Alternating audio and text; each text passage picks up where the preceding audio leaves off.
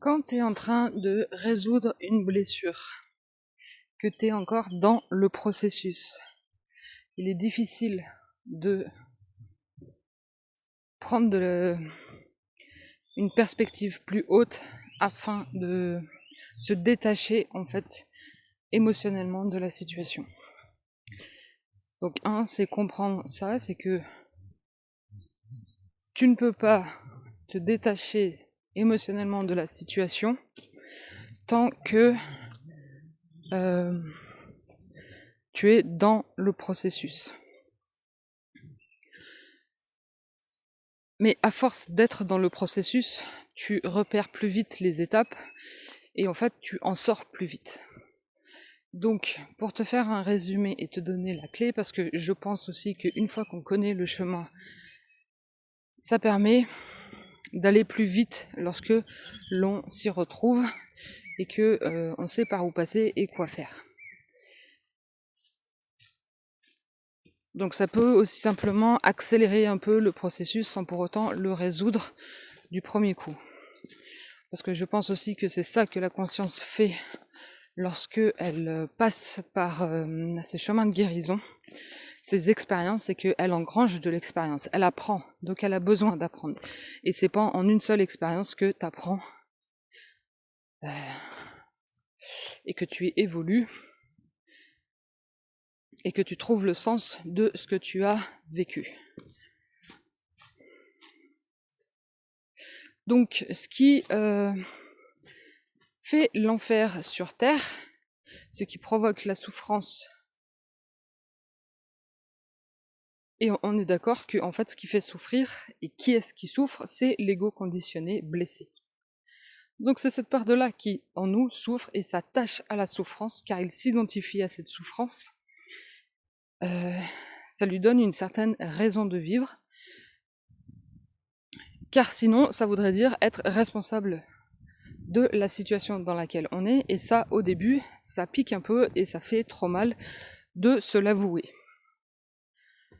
Mais à force de l'entendre et à force de répétition, on commence à intégrer ça et on rentre sur le chemin de guérison.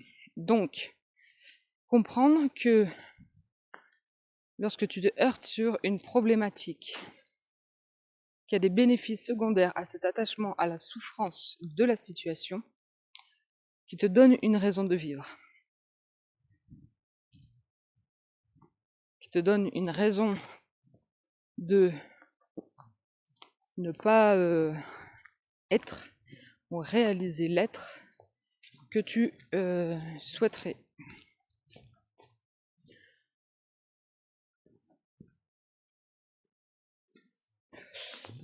C'est comprendre aussi en fait que dans ces situations, c'est surtout la culpabilité inconsciente que l'on engrange dans cette situation, car c'est elle qui nous attache à la souffrance. Comprendre que en fait, c'est la culpabilité inconsciente ressentie qui nous attache à la souffrance. Mais ça fait partie du jeu en fait, ça fait partie de comprendre et de reprendre notre rôle créateur. Lorsque l'on ressent cette culpabilité, on se place encore une fois dans un statut de victime et qu'il y a quelqu'un qui est le bourreau.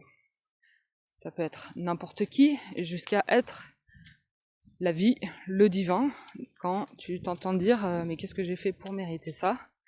Pourquoi je suis déprimée alors que je n'ai pas de raison d'être déprimée et que en fait tu ne vois pas de cause apparente à cet état de fait, tu en viens à un moment à accuser la vie, le divin, qui pourrait avoir un pouvoir sur toi. Et en fait, dans le processus de reconnaissance de ces étapes du processus de reconnaissance, tu vas t'apercevoir que c'est un mouvement descendant et ensuite un mouvement ascendant. Tu te rends compte que tu es dans une situation qui ne te plaît pas, qui te fait souffrir. Le mouvement ascendant, c'est d'aller descendre à l'intérieur de ton corps d'aller visiter ton monde intérieur, de voir quelles sont les parts en toi en souffrance, qui peuvent être le reflet de ce que je te disais, d'une émotion, d'une blessure de l'enfance, de remettre la chose dans son contexte, et c'est à partir du moment où tu vas reprendre ton rôle responsable de créateur de ton monde, de ta réalité, que le mouvement va pouvoir s'inverser et devenir ascendant. C'est-à-dire que c'est à partir de ce moment-là qu'il y a une prise de conscience qui commence à se faire et à s'enclencher et à changer ta position interne et donc énergétique. À partir du milieu du processus, par le changement de position interne, tu vas devenir responsable et décider consciemment d'agir autrement. Et c'est là que tu décides de ne plus être la victime et de ne plus jouer dans le monde des opposés. Et c'est là où une mort de l'ego peut se faire, dans le sens où tu reconnais l'ego blessé, donc il se met à genoux pour que ensuite la présence